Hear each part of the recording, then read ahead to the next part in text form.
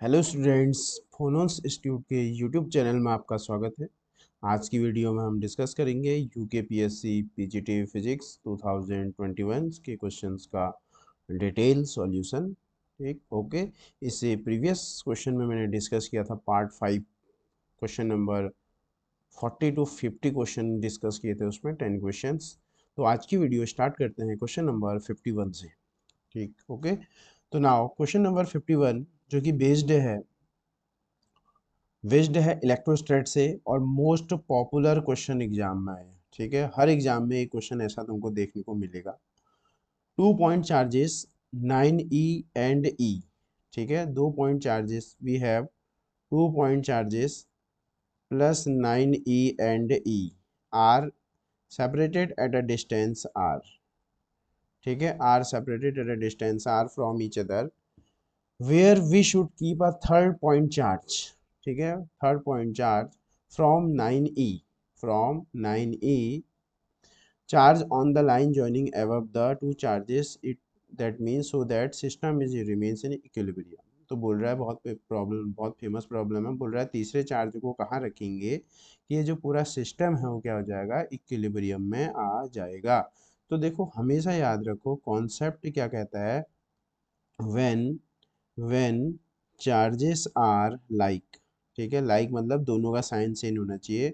Then third charge placed, then third charge place at the center of two charges। हमेशा याद रखेंगे, clear है, at the centre of two charges. Clear.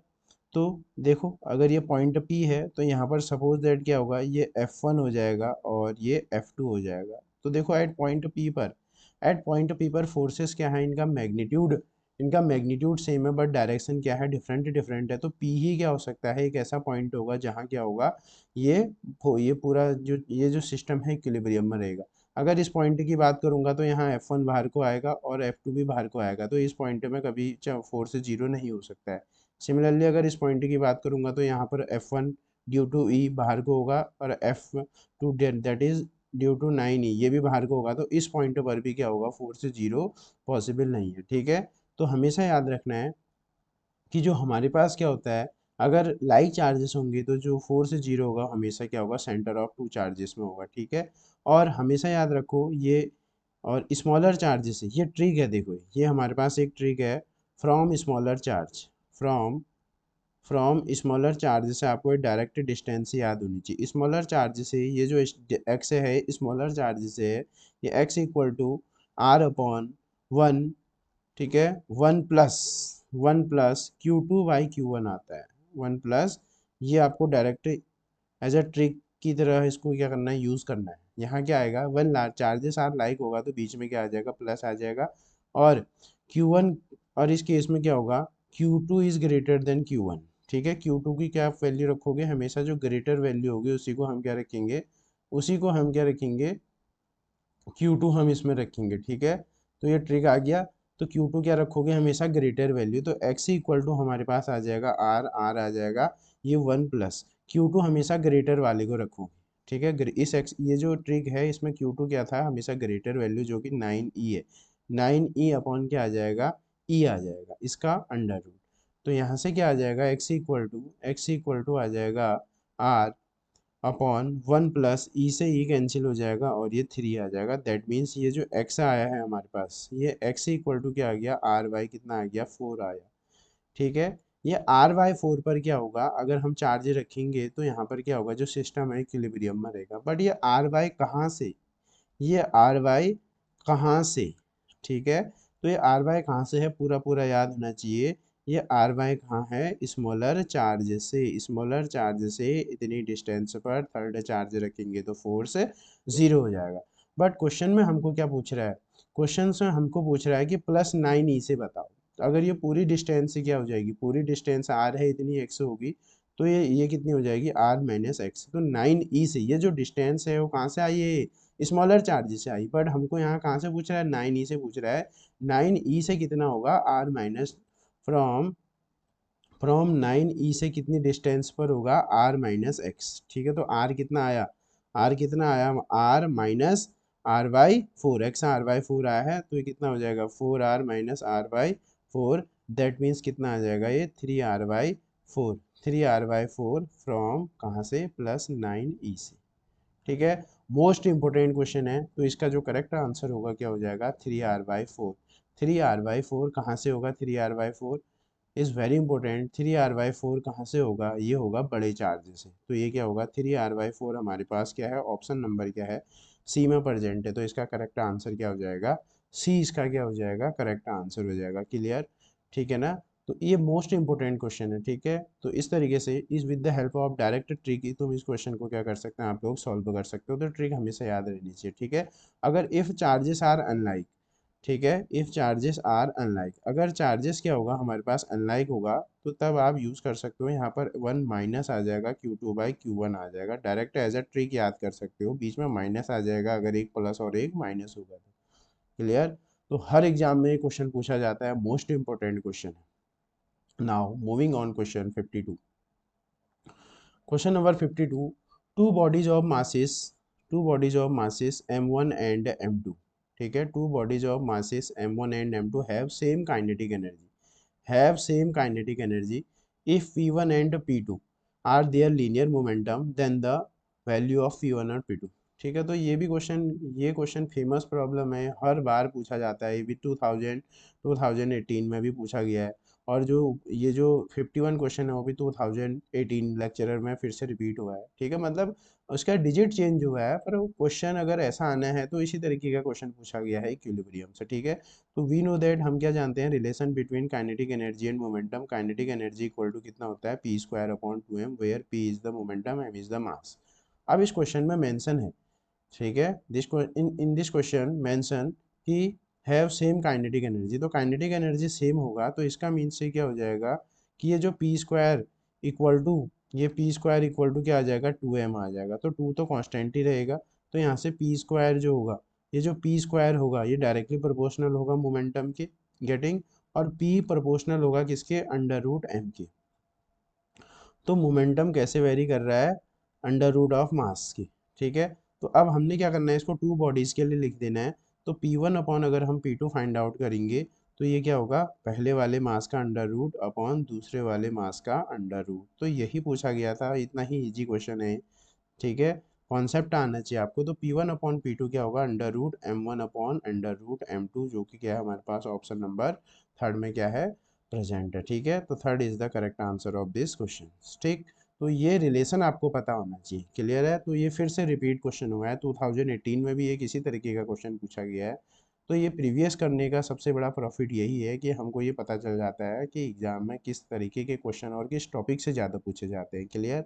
Now moving on, question number 53, a central force, a central force is an example of, central force क्या होता है, this is suppose that this is nucleus, और ये क्या है, planetary motion भी समझ सकते हो, इलेक्ट्रॉन, और electron are revolving around the nucleus in circular orbit. तो सेंट्रल फोर्स क्या होता है, which act towards the center, ऐसे फोर्स को हम क्या बोलते हैं, सेंट्रल फोर्स कहते हैं। और सेंट्रल फोर्स का जो नेचर होता है क्या होता है, और it they are, central force क्या होते हैं, हमेशा they are conservative in nature, क्या होते हैं, कंजर्वेटिव इन नेचर होते हैं। सेंट्रल फोर्स हमेशा क्या होते हैं, कंजर्वेटिव इन नेचर होते हैं। और कंजर्वेटिव नेचर, जो ये कंजर्वेटिव फोर्स है, 2018 में भी इसका क्वेश्चन आया था। जनरली कंजर्वेटिव फोर्स हमारे पास कौन कौन से फोर्स होते हैं, ये ग्रेविटेशनल फोर्स हो गया, ठीक हो गया, और इलेक्ट्रोस्टैटिक फोर्स हो गया, इलेक्ट्रोस्टैटिक फोर्स हो गया, और स्प्रिंग फोर्स हो गया, ठीक है, और स्प्रिंग फोर्स हो गया। ठीक है, these are the conservative force. ठीक है, बट इस क्वेश्चन में हमको ये तो पूछा नहीं है, हमको पूछा है कि यह central force is example of, it is also example of conservative force. ठीक है, कंजर्वेटिव फोर्स का क्या होगा, सेंट्रल फोर्स एग्जांपल होंगे। और 2018 में ये भी क्वेश्चन पूछा गया है कि विच ऑफ द फॉलोइंग कह रहा था कि इज नॉन सेंट्रल फोर्स से कह रहा था। तो ये देखो, ये क्या है, ये कंजर्वेटिव फोर्स हो गए। अगर तुमसे नॉन कंजर्वेटिव फोर्स की बात करेगा, तो जनरली ये क्या होता है हमारे पास, ये फ्रिक्शन फोर्स हो गया। ठीक है, ये फ्रिक्शन फोर्स हो गया। एंड लिक्विड में क्या हो गया, विस्कस फोर्स हो गया। विस्कस में क्या हो गया, लिक्विड में viscous force are, these are the non central force because these are depends on the path. ठीक है, जो वर्क डन होता है वो पाथ में अगर डिपेंड कर रहा होता है तो ऐसे फोर्सेस को हम क्या बोलते हैं, नॉन कंजर्वेटिव बोलते हैं। And if the work done is independent of the path followed by the particle, ठीक है, then the nature of forces क्या होता है, कंजर्वेटिव होता है। ठीक है, तो मोस्ट इंपॉर्टेंट है, ये क्वेश्चन भी 2018 में क्या हुआ है, रिपीट हुआ है, इसी तरीके का क्वेश्चन वहां भी पूछा गया था। क्लियर, मोस्ट इंपॉर्टेंट टॉपिक है। नाउ क्वेश्चन नंबर 54, ठीक, question number 54, a capacitor of 20 microfarad is charged to 500 volt is connected in parallel with another capacitor of 10 microfarad is charged to 200 volts, common potential पूछ रहा है। तो देखो जो common potential होता है हमारे पास, ठीक है, जो कॉमन वी सी जो होता है हमारे पास, ये होता है total capacitance, total total capacitance upon total charge. ये बड़ा बेसिक क्वेश्चन आ गया है। और देखो टोटल कैपेसिटेंस क्या होता है, कैपेसिटेंस Q इक्वल टू क्या होता है, सी वी, टोटल चार्ज, ठीक है ना, total charge upon total capacitance, ठीक है, इसका जो टोटल चार्ज, ठीक है, इसका जो एक्सप्रेशन होगा वो क्या होगा, कैपेसिटेंस का क्या होता है, total charge upon total capacitance, इसका क्या होता है, रेशियो होता है। तो टोटल चार्ज क्या होगा, पहले वाले कैपेसिटर का C1V1 प्लस, अगर सेम पॉजिटिव पॉजिटिव से कनेक्ट है, नेगेटिव नेगेटिव से कनेक्ट है, तो एट दैट टाइम बीच में प्लस आएगा, C2 क्या आ जाएगा, V2 आ जाएगा अपॉन C1 प्लस C2 आ जाएगा। अब पहले वाले कैपेसिटेंस का कितना है, 20, ये कितना आ जाएगा, 20 इंटू 10⁻⁻6 आ जाएगा। और इसको कितने से चार्ज किया है, 500 से इसको चार्ज किया है, ठीक है, plus plus C2 is the 10 microfarad, 10 into 10⁻⁻6 into, और V2 कितना दिया है, 200 दिया है, ठीक है। और C1 plus C2, C1 is 20 और C2 इज 10, और इसे फेरेड में बदलेंगे तो 10⁻⁻6, ठीक है, तो ये आ जाएगा हमारे पास। इसके बाद देखो क्या होगा, 10⁻6 को अपने कॉमन लिया होगा, ये कॉमन से कैंसिल हो जाएगा, ठीक है। तो फर्दर जब हम इसको सॉल्व करेंगे, ये कितना आ जाएगा, 5 2 जा 10 आ जाएगा ये, और 1 2, ठीक है, और प्लस, और ये 2 1 जा 2, 1 2 3 अपॉन कितना आ जाएगा, ये 30 आ जाएगा, ठीक है। तो यहाँ से कितना आ जाएगा, 5, ये आ जाएगा 5 2 जा 10, 10 और एक और जीरो आएगा, 5 2 जा 10 और 1 2 3 4 जीरो आएगा। तो ये हमारे पास आएगा 1 2 0 0 0 अपॉन 30 आ जाएगा, कितना आएगा, 1 2 0 0 0 अपॉन कितना आएगा, 30 आएगा। ये क्या आ रहा है, VC आ रहा है, तो एक जीरो से कट गया, 3 4 जा 12, ये कितना आ रहा है, कॉमन पोटेंशियल जो हमारे पास आ रहा है 400 वोल्ट आ रहा है, ठीक है। तो इस क्वेश्चन का जो करेक्ट ऑप्शन होगा वो क्या होगा, ऑप्शन डी इसका correct answer. Now moving on, question 56, question is that 27 identical drops, कितना, 27 आइडेंटिकल ड्रॉप्स, दिस इज कितना, 27 है, कितनी है, 27 identical drops of mercury are, इनकी स्मॉल आर है, are charge simultaneously to potential, और इनका पोटेंशियल भी हमको गिवन है, ठीक है। 27 का हमको पोटेंशियल कितना गिवन है, हमारे पास 10 वोल्ट हमको गिवन है। If all the drop are combined to form, इन सबको तुमने क्या किया, इन सबको हमने कंबाइन किया और एक बड़ा ड्रॉप बना दिया, तो इसकी रेडियस कितनी होगी यार, और बड़े वाले का जो चार्ज होगा वो 27 × Q हो जाएगा, ठीक है। तो हमसे पूछ रहा है कि बड़े वाले में कितना पोटेंशियल होगा। तो ऐसे क्वेश्चन को करने के लिए हम क्या करते हैं, स्टेप फर्स्ट, जब भी क्या होगा, एक स्मॉल ड्रॉप बड़ी ड्रॉप में क्या होगा, कन्वर्ट होगा, तो जो वॉल्यूम कंजर्वेशन लगा देंगे हम, ठीक है, वॉल्यूम हमेशा क्या रहेगा, कंजर्व रहेगा, वॉल्यूम कंजर्वेशन। तो वॉल्यूम कंजर्वेशन क्या होता है कि यहाँ पर से जो होगा हमारे पास volume of bigger drop equal to क्या होगा, 27 into volume of each drop, ठीक है, ये होगा वॉल्यूम कंजर्वेशन से। तो वॉल्यूम ऑफ बिगर ड्रॉप क्या हो जाएगा, 4/3 pi r cube equal to 27 into 4/3 pi into small r cube, ये 4/3 तो यहाँ से हम 1/3 लेंगे, तो आर इक्वल टू क्या आ जाएगा, 3R आ जाएगा, ठीक है। बट हमसे क्या पूछ रहा है, पोटेंशियल और बिगर ड्रॉप का पूछ रहा है। तो पोटेंशियल और बिगर ड्रॉप का क्या होता है, तुम्हें पता होना चाहिए कि पोटेंशियल ये है ओ से आर डिस्टेंस पर एक पॉइंट है, तो VP कितना होता है, KQ/R होता है, ठीक है। तो potential due two point charge कितना होता है, K बड़ा वाले का चार्ज और बड़े वाले की रेडियस, ठीक है। तो अब देखो के तो एज इट इज रहेगा, बड़े वाले का कितना होगा 27 इंटू क्यू, और बड़े वाले की रेडियस को हम रिप्लेस कर देंगे 3 इंटू स्मॉल आर से। अब यहाँ से आ जाएगा हमारे पास 27 के क्यू अपॉन आर अपॉन 3, तो ये ठीक है 20, ये कितना आ जाएगा 9 आ जाएगा। 9 और के क्यू बाई आर हमको दे रखा है, छोटे वाले ड्रॉप का पोटेंशियल कितना है 10 है, तो यहाँ से क्या आ जाएगा V इक्वल टू कितना आ जाएगा 90 वोल्ट आ जाएगा। ठीक है, V इक्वल टू क्या आ जाएगा 90 वोल्ट आ जाएगा, जो कि हमारे पास कौन से ऑप्शन में प्रेजेंट है, जो कि ऑप्शन नंबर डी में हमारे पास प्रेजेंट है। ठीक है, तो इस क्वेश्चन का जो करेक्ट आंसर होगा क्या होगा, डी हो जाएगा। और ये क्वेश्चन 2018 में भी पूछा गया है इसी तरीके से, सिर्फ डिजिट चेंज हुई है बस। कभी भी अगर ऐसा क्वेश्चन आए कि इतने ड्रॉप्स को इतने में कन्वर्ट कर दिया है, तो सिंपल सी बात है, हम क्या करेंगे इस प्रोसेस में जो वॉल्यूम कंजर्वेशन का यूज़ करेंगे, वहाँ से हम रेडियस निकाल लेंगे, और इस तरीके से हम फिर पोटेंशियल ऑफ बड़ी ड्रॉप का निकालेंगे, वैल्यूज पुट करेंगे, तो हम डायरेक्ट क्या मिल जाएगा, हमको आंसर मिल जाएगा। क्लियर हो गया, मोस्ट इंपॉर्टेंट क्वेश्चन है, और ये अपकमिंग एग्जाम्स के लिए क्या है, बहुत मोस्ट इंपॉर्टेंट क्वेश्चन है। तो इस क्वेश्चन को इस ट्रिक की हेल्प से हम क्या करेंगे, सॉल्व करेंगे। Clear, now moving on question number 57. Question number 57 is that an infinite number of charges each equal to q are placed along x-axis. Suppose that मेरे पास कोई एक x-axis है, ठीक है, इसमें क्या है हमारे पास, ये x इक्वल टू 0 हो गया, ठीक है, यहाँ पर 0 हो गया। Are charges are placed at x equal to 1 और x इक्वल टू 2 और 4 और ऐसे 8 और ऐसे सो ऑन, ये चलते रहेगा। ठीक है, यहाँ पर आपने क्या रखा है, क्यू रखा है, और यहाँ पर भी क्यू चार्ज रखा है, यहाँ पर भी क्यू रखा है, और यहाँ पर भी क्यू चार्ज, और ये डिस्टेंस कितनी है 1 हो जाएगी, और ये वाली डिस्टेंस कितनी हो जाएगी 2 हो जाएगी, और ये डिस्टेंस कितनी हो जाएगी 4 हो जाएगी, ओरिजिन से लेना है सारा, और ये डिस्टेंस कितनी हो जाएगी 8 हो जाएगी। तो हमसे पूछ रहा है the potential at the x equal to 0, origin पर कितना पोटेंशियल होगा, ये हमसे पूछ रहा है। तो सबसे फर्स्ट बात है, इसके लिए हमको ये आना चाहिए, अगर O है, इससे R डिस्टेंस पर एक पॉइंट P है, तो V potential at due two point charge कितना होगा, ये होता है के क्यू बाई आर होता है।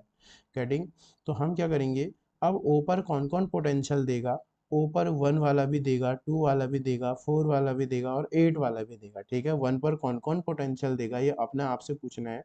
तो 1 पर ओरिजिन पर कौन कौन पोटेंशियल देगा, 1 वाला भी देगा, 2 भी देगा, और 3 भी देगा, और इस तरीके से 4 भी देगा, और सो ऑन। तो 1 the potential at point O due to 1, वो कितना होगा, देखो के क्यू बाई आर। तो इसको कितना लिखूंगा मैं, के क्यू बाई आर की जगह 1 लिख दूंगा, और के क्यू बाई आर की जगह 2 लिख दूंगा, इसे के क्यू बाई आर की जगह 4 लिख दूंगा, और इसको के क्यू बाई कितना लिख दूंगा 8 लिख दूंगा, एंड सो ऑन। इस तरीके से आगे को प्रोसेस चलती जाएगी। ठीक है, तो पोटेंशियल एट ओरिजिन कितना आ जाएगा, के क्यू, यहाँ आ जाएगा 1, और यहाँ आ जाएगा 1/2, यहाँ आ जाएगा ये 1/1 हो जाएगा, ये 1/4, और ये हो जाएगा 1/8, एंड सो ऑन।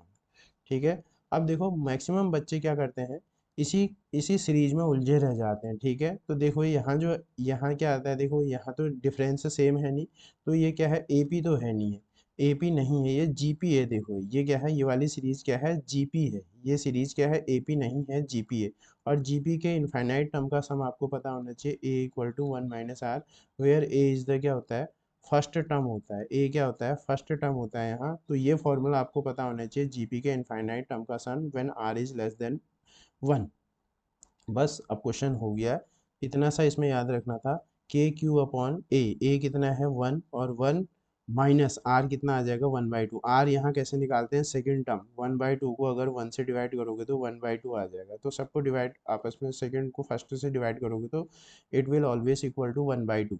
ठीक है, तो V not equal to k q, ये 1 ये 2 1/2 आ जाएगा। ठीक है, तो अगर हम इसे फर्दर सॉल्व करते हैं तो ये कितना आ जाएगा, ये आ जाएगा 2 के क्यू आ जाएगा। ठीक है, फर्दर देखो, अगर हम इसे क्यू को हम 1/4 पाई एप्सिलॉन नॉट के की वैल्यू रख देते हैं इंटू ये 2 से 2 कैंसिल हो जाएगा, तो हमारे पास कितना आ जाएगा, Q/2 pi epsilon not.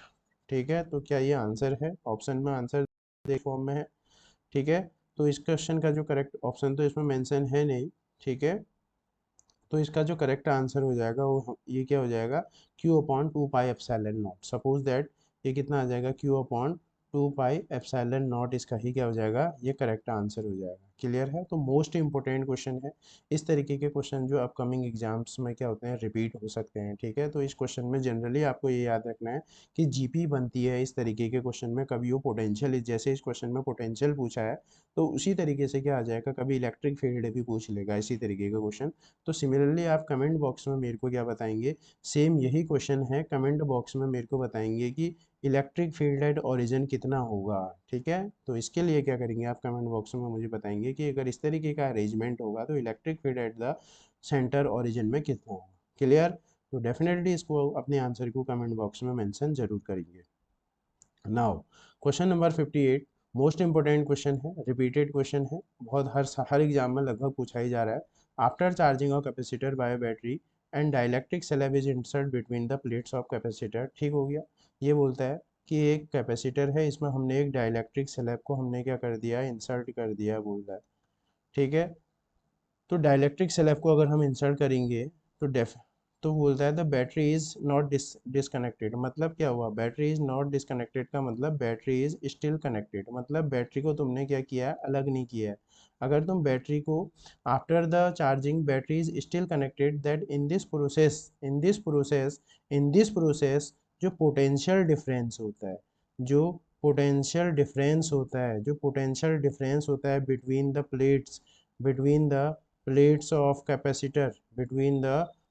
Of capacitor, और क्या रहेगा, रिमेन्स सेम रहेगा। क्या रहेगा, रिमेन्स सेम रहेगा। क्लियर? ठीक है ना, ये बहुत इंपॉर्टेंट क्वेश्चन है। इसी तरीके के क्वेश्चन बहुत बार एग्जाम में पूछे जाते हैं। तो इस क्वेश्चन का जो करेक्ट आंसर होगा, पोटेंशियल में कोई चेंज नहीं आएगा, पोटेंशियल हमेशा क्या रहेगा, क्योंकि वो 100% चार्ज हो जाएगा। तो तब भी 100% के बाद क्या होगा, उसमें फिर चार्ज का स्टोरेज होना, पोटेंशियल का इंक्रीज होना क्या हो जाएगा, बंद हो जाएगा। तो इसीलिए इस क्वेश्चन का जो करेक्ट ऑप्शन होगा क्या होगा, वो सी रिमीन्स कांस्टेंट होगा। मोस्ट इंपॉर्टेंट क्वेश्चन है। इसी क्वेश्चन में ये है, आप मुझे बताएंगे कि कैपेसिटेंस में क्या इफेक्ट पड़ेगा, कमेंट बॉक्स में कैपेसिटेंस में क्या इफेक्ट पड़ेगा और पोटेंशियल एनर्जी में क्या इफेक्ट पड़ेगा। ठीक है, पोटेंशियल एनर्जी में क्या इफेक्ट पड़ेगा और इलेक्ट्रिक फील्ड में क्या इफेक्ट पड़ेगा, क्योंकि ये क्वेश्चन इन फ्यूचर एग्जामिनेशन के लिए क्या है, वेरी वेरी इंपॉर्टेंट है कि when battery is not disconnected and you insert the dielectric slab between the plates of capacitor, then what is the effect on capacitance, potential energy and electric field। ठीक है, mention your answer on comment box। Clear? इस तरीके के question भी future में पूछे जा सकते हैं। तो डेफिनेटली आप इस जो ये सीरीज है इसमें पार्टिसिपेट करेंगे। Clear? Now moving question number 59 और 220 वोल्ट एंड 100 वाट। देखो हमारे पास क्या है, ये एक बल्ब है, इज कनेक्टेड टू 110 वोल्ट। ठीक है, और ये बल्ब है, ये क्या है, 220 वोल्ट और 100 वाट है। ये इससे किससे कनेक्टेड है, इससे। ठीक है, तो हमसे पूछ रहा है, पावर पूछ रहा है। तो सबसे पहले with the help of rating, ठीक है, रेटिंग के हेल्प से मैंने बोला है, with the help of rating we can easily find out the resistance of the bulb. तो R इक्वल टू क्या होता है, P इक्वल टू होता है वी स्क्वायर अपॉन आर। यहाँ से हम R निकालेंगे तो वी स्क्वायर अपॉन आर। वी किसका लेंगे, हम यहाँ से बल्ब का लेंगे, क्योंकि with the help of rating मैं रेजिस्टेंस फाइंड आउट कर सकता हूँ 220 into 220 upon R upon P. ठीक है, तो यहाँ से मैं रेजिस्टेंस निकालूंगा तो यहाँ पर क्या आ जाएगा, पी आ जाएगा। दैट इज पी कितना दिया है, 100 दिया है। 100 1 1, ये जीरो कैंसिल हो गया, तो 22 का स्क्वायर 484 ओम हो जाएगा। ठीक है, ये तो क्या आ गया, रेजिस्टेंस आ गया। बट हमको पावर पूछा है, जब ये बल्ब 110 वोल्ट की सप्लाई से क्या होगा, कनेक्ट होगा, तो एट दैट टाइम जो पावर होगा वो क्या होगा, P इक्वल टू क्या होगा, वी स्क्वायर अपॉन आर होगा। बट अगर आप V in the place of V क्या लोगे, आप सप्लाई वोल्टेज लोगे 110, और R कितना आ जाएगा, 484 आ जाएगा। तो अगर हम इसको सॉल्व करेंगे तो सॉल्व करने पर कितना आंसर आ जाएगा, इसका जो करेक्ट आंसर आ जाएगा और 25 वाट क्या आ जाएगा, 25 what is the correct answer. Clear? तो इस तरीके से इस क्वेश्चन को हमेशा याद करना है, हमेशा याद रखना है कि with the help of rating. ठीक है, रेटिंग की हेल्प से तो क्या कर सकते हो आप, किसी भी बल्ब की रेजिस्टेंस को कैलकुलेट कर सकते हो, ठीक है। तो P इक्वल टू हमारे पास वी स्क्वायर बाई आर, यहाँ से आर निकालेंगे तो वी स्क्वायर बाई ये P आ जाएगा, तो रेजिस्टेंस आ जाएगा। रेजिस्टेंस निकाल लिया तो जब तुम इसको 110 वोल्ट की सप्लाई से कनेक्ट करोगे तो एट दैट टाइम हम क्या कर लेंगे, पावर को ईजी वे में क्या कर लेंगे, कैलकुलेट कर लेंगे। Clear, most important question. Now ये रिपीटेड क्वेश्चन है, 2018 में पूछा गया है, सारे क्वेश्चन बेस्ड था 2018 से related. A wire has a resistance, a wire has a resistance 16 ohm, it is melted and drawn into the wire, ठीक है। इसको हमने मेल्ट किया और इसकी जो इनिशियली जो length, initially it has length L, और after melting its length becomes half the resistance of the wire, wait कर बेटे, the resistance of the wire, ठीक है। तो हमेशा, तो at that condition, resistance of a wire on stretching a wire resistance is depends on directly proportional to square of length. Clear? तो this is initial condition. After melting, new resistance becomes L by 2 का whole square. That means R dash proportional to L square by 4. Getting? Now L square, ठीक है। R dash equal to 1/4 of L square, और L square, L square is the value of r आई बोल देते हैं। तो जो are dash होगा वो RI/4 हो जाएगा, और RI कितना गिवन है क्वेश्चन में, 16, ठीक है। तो 16/4 दैट मीन्स 4, ये कितना आ जाएगा, 4 ohm is the correct answer of this question, 4 ohm is the correct answer of this question, ठीक है। तो ये आज के क्वेश्चंस में मैंने 10 क्वेश्चन डिस्कस किए हैं, these are very most important questions. तो इन क्वेश्चन से आप ज़्यादा से ज़्यादा प्रैक्टिस करो। तो जनरली जो इस क्वेश्चन का पैटर्न था वो 2018 जो लेक्चरर एग्जाम हुआ था उससे रिलेटेड है, ठीक है। वही क्वेश्चंस क्या हुए हैं, रिपीटेड हुए हैं, बस डिजिट्स आर चेंज। तो इन क्वेश्चन की ज़्यादा से ज़्यादा प्रैक्टिस करने से क्या होता है, हमको ये पता चल जाता है कि कौन कौन से क्वेश्चंस हैं, कौन कौन से ऐसे टॉपिक्स हैं जो मोस्ट इंपॉर्टेंट है। तो उनकी ज़्यादा से ज़्यादा हम प्रैक्टिस करके डेफिनेटली अपना सिलेक्शन क्या कर सकते हैं, कन्फर्म कर सकते हैं। गेटिंग? तो आज की वीडियो में इतना ही, थैंक यू।